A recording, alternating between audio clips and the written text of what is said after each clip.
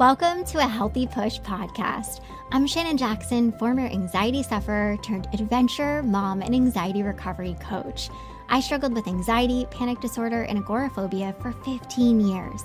And now I help people to push past the stuff that I used to struggle with. Each week, I'll be sharing real and honest conversations along with actionable and practical steps that you can take to help you push past your anxious thoughts, the symptoms, panic, and fears. Welcome. You're right where you're meant to be.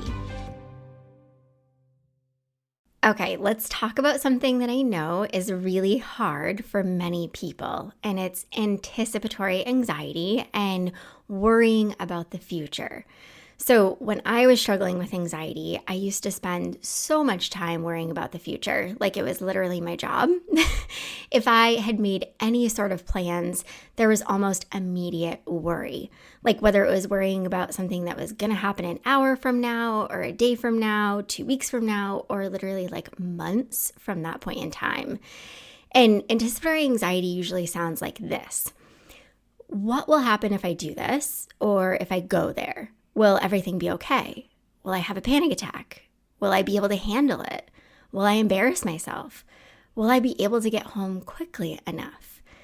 And then your brain says, only bad things will happen if you go. You won't be okay. You will have a panic attack. It's going to be horrible and you won't be able to handle it. And you're going to embarrass yourself in front of everyone. And no, you won't be able to get home quickly enough, and your whole world will crumble. And so then you start trying to plan out your every move and what actions you could take to keep yourself calm and safe in the event that all of these things do happen. And you start checking in with how you feel and where you're at and whether or not you're even capable or ready to do this thing that you have in front of you. And you inevitably start to question everything, right? You feel horrible. And so you probably just decide to stay home and not move a dang muscle so that nothing happens, except the chaos that is already happening in your head and making you feel terrible. Does all this sound familiar? Yeah, I know. It's so not fun. Anticipatory anxiety is something that so many people struggle with. It's so common.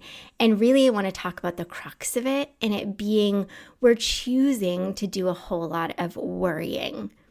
And we do this because so much of anticipatory anxiety and just anxiety in general really comes down to our unwillingness for things to be unpredictable, to be uncertain, and for us to feel uncomfortable. Like as humans, and especially when you're struggling with disordered anxiety, you always want to make sure that you're okay. And being okay and being safe with disordered anxiety translates to not feeling anxious, like in any capacity. So we often choose to worry, we choose to fight, we prepare and plan, and we do our best to keep ourselves safe and everyone around us safe. We worry and we worry some more. And we convince ourselves that what we're doing is really helpful rather than being harmful. And with anticipatory anxiety, you probably notice that you're either focused on the past or the future. Like you're focused on all the things that have gone wrong before, and you probably have some really strong memories of things that have gone wrong before. For example, if you have made plans that include you driving on the highway, and 3 months ago you had a panic attack on the highway and it was really horrible, you're probably thinking about that panic attack and thinking in all the ways in which you can prevent that from happening again and trying to figure out why that even happened, what you can do, and what might make you safer in the event that that happens. And because of all these memories, you project it onto your future. You're like, it's going to be like that again. And so I have to do a bunch of things to make sure that I'm going to be okay.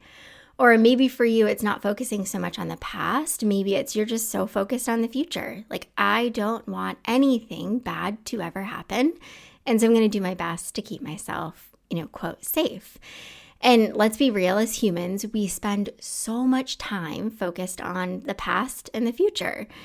And we do this because we don't want to feel uncomfortable, right? We don't want things to be unpredictable or uncertain. But that stuff is kind of always there, and we have to have that willingness for those things to be there. And the reality really is, if we're trying to live anywhere but in the present, living in the past or living in the future, it's going to lead to so much tension, so much overwhelm, so much stress and anxiety. So let's talk about how we can actually work through anticipatory anxiety and how we can find freedom from worrying and from feeling so dang anxious about the future. So tip number 1 is really important. And I feel like I always have to start at this really simple place because our brains often take us so far away from the simplicity of some of our struggles. So I want you to first just acknowledge that having some anxiety about the future and the unknown is quite natural.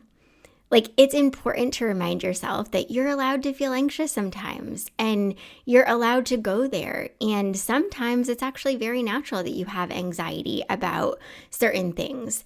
Yes, there might be that disordered anxiety there, but sometimes, you're really anxious about going on the highway because you haven't driven on the highway in months or maybe even years. So allowing yourself to have some anxiety about that is going to be really helpful rather than beating yourself up and convincing yourself, I shouldn't be feeling this way. This is so silly. This is so stupid. Like, just giving yourself the grace. You can have some anxiety about the future sometimes, and it's very natural. And even when you're having anxiety about the future and it doesn't really make any sense, like it's actually really silly and you recognize that, you have to remember that anxiety is not logical and you don't have to make it make sense. It doesn't have to make sense in order to validate how you're feeling and in order to let yourself just feel anxious. But I think it's important just to note, many people, you might be like me and be very introverted and you make plans and you're good with it when you make the plans. And then a couple days goes by or it gets closer to the event that you've planned to go to or the thing that you're going to do. And you're like, why? Why did I make these plans? Why did I agree to this? Do I even want to do this? Like, oh my goodness, what did I get myself into? And really just allowing yourself to feel those feelings is so important. They're quite natural. And like I said, especially if you're like me, I feel like this is how 75% of things go sometimes. I don't have that disordered anxiety there, but I am introverted. And doing things sometimes is a little bit more of a struggle for me. I talked about recently on my Instagram stories how I went to an adult gymnastics class. And this really all got sparked because my daughter started gymnastics recently and I've just been watching her and I'm like, it's so fun and I miss it so much. And I did it growing up from the time I was a little kid. And I always say it's like the one thing that I feel like I was gifted with. Like I was just a natural gymnast. My mom took me to my first lesson and it was like, whoa, she can do this. And nobody really had to teach me. But signing myself up for this adult gymnastics class had me feeling so many feelings. I was like, why did I think that this was a good idea? And I booked this literally in another state because my state does not have any adult gymnastics classes that I could find. So I had to drive from Maine to New Hampshire about an hour to get to this class. I have never been there. I've never been to this gym. I don't know anyone. I haven't done gymnastics formally in a gym setting in so many years. And so it made sense that I had so much anxiety about it. And of course, I shared it on my stories and a couple of people reached out to me and said, oh my goodness, Shannon, like, are you struggling with anxiety related stuff? And I'm like, no, I'm human and I'm struggling with very natural anxiety. I always am very honest about that. Like, you don't get rid of anxiety. Anxiety is always going to be with you.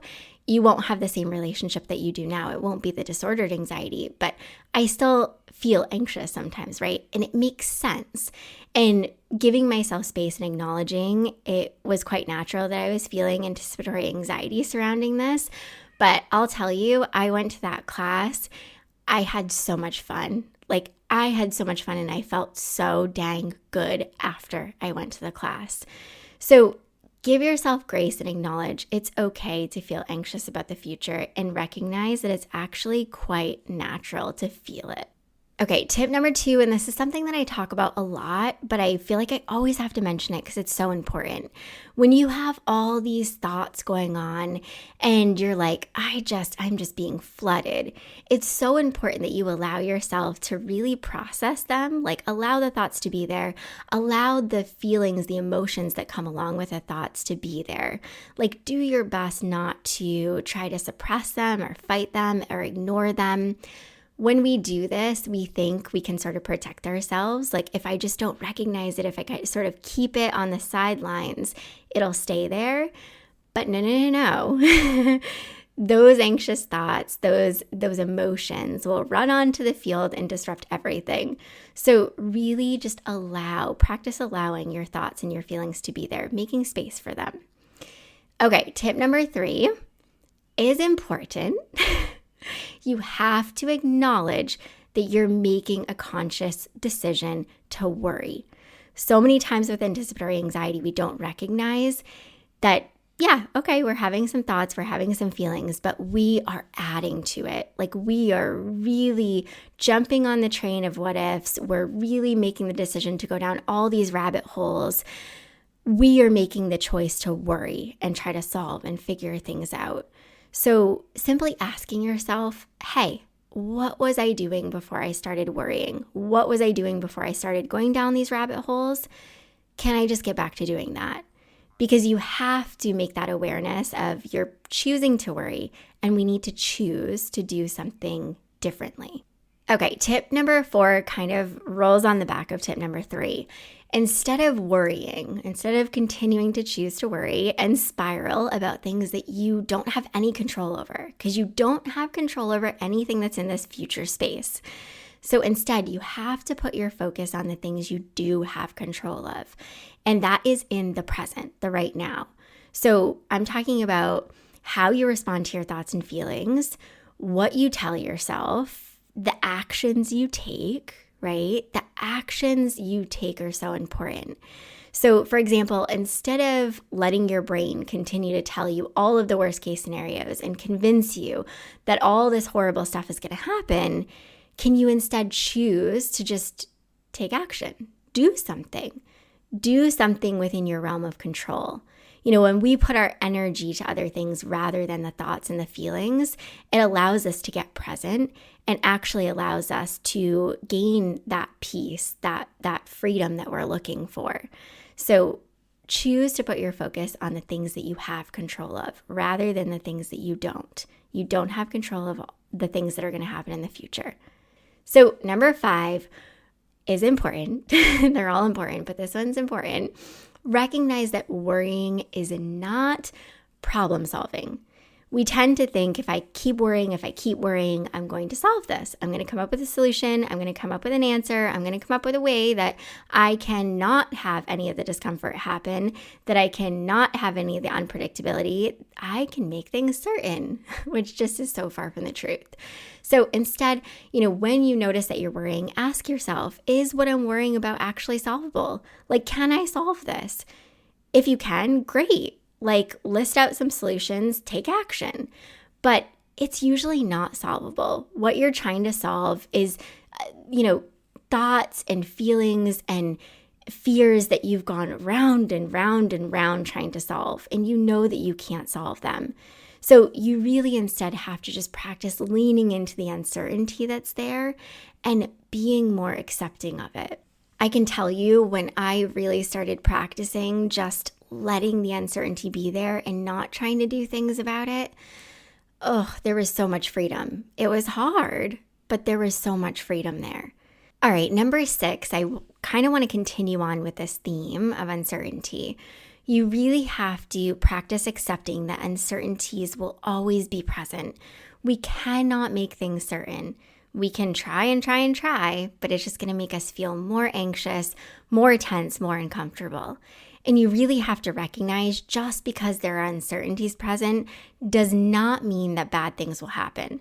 We often think if I can't see, if I don't know, if I don't know that I'm going to go and I'm not going to feel anxious or I'm not going to have a panic attack or all the stars are going to align and everything's going to be great, that it means things are going to be terrible. But it does not mean that. In fact, I want you to think about all the times that you made the decision, you had some anticipatory anxiety, and you made the decision to still do the thing, to still allow yourself to face that uncertainty. And I want you to ask yourself and recognize, did good things still happen? Did you still experience some fun? Did you still experience some joy? Did all the craziness that your brain told you fold out and look the way that, the stories were laid out? No. And that's because, the fact and the reality is lots of good things can happen even when there are uncertainties present, even when things are very unpredictable, even when you're feeling really uncomfortable and anxious. So really learning to accept the uncertainties. They're always going to be there. You can't make things certain. It's really, really pointless to try. All right, number 7, you have to acknowledge, like I've said, that you cannot live in the future and you cannot control it. We always want to control things with anxiety disorders, right? We feel like if I can control it, it means I'm going to be okay and everything's going to be okay. But this is just one of those stories, one of those lies that anxiety always feeds us. So anytime you try to live in the future and you try to control it, you're going to experience more anxiety and tension. So you really have to allow yourself to be present. You have to practice slowing down and being more intentional and more mindful, like truly bringing your awareness to the present rather than choosing to worry and be focused on the future and what might or could happen. You just have to allow yourself to be. So there are lots of simple mindfulness practices that are great for helping you to bring you back to the present moment. And I'm a huge fan of mindfulness. I'm not a huge fan in the way that it's traditionally taught, and probably in the traditional ways that you've seen of like doing all the grounding techniques and pointing out the colors and the things. And I think it can be much more basic than that, and it is much more simple than that. So try not to make this overly complicated and really choose to be in the present. Get back to what you were doing right before you were worrying, before you were flooded with all the thoughts and feelings. Okay, the last one, number 8, and I like this one. It's simple, but it's helpful. Be vulnerable and actually share your worries with someone. I found this to be incredibly helpful. I'm not saying incessantly share your anxious thoughts and feelings and worries with someone, but I think just generally sharing what you worry about sometimes can be really helpful because it allows you to actually get them out. It allows you to process them rather than holding on to them and cycling through them, which is so torturous. And I often found, that was sort of the most helpful part in sharing and being vulnerable was just allowing myself to get it out and giving myself the freedom of not continuing to hold on to these worries. And also many times when I shared my worries, somebody on the other end, the person on the other end, I should say, would be like, yeah, I get that. Or, oh, I've had that worry before. Or, oh, that's not silly at all. That makes sense. I can see why you would worry about that. So I think, I always say vulnerability fights fear. Vulnerability is such a huge and helpful tool in the anxiety recovery journey, and use it. And I guarantee you the worries that you have, you are not alone in them. So many people land on my Instagram platform, they hear my podcast and they're like, oh my God, Shannon, I've had so many of the same exact worries and fears that you did. And I'm like, yeah, I know, I get it. Like our brains work very similarly. We have brains, they function very similarly. And also anxiety is just not all that creative. Like we do all have some of the same worries or they're very similar. And so instead of feeling alone and isolated and like a crazy person, allowing yourself to speak them out loud does so many wonders. So anticipatory anxiety is actually an entire lesson that I cover in my Panic to Peace program. And I actually teach you very simply and practically how to lean into uncertainty and how to actually find peace and joy in it and how to be more present and how to actually practice mindfulness in healthy ways and simple ways and how to let go of worrying and how to actually get more peace and more freedom. So Panic to Peace will be opening again in September. And if you have had interest in learning from me, I highly recommend getting on my waitlist for the program. I will put a link in the show notes.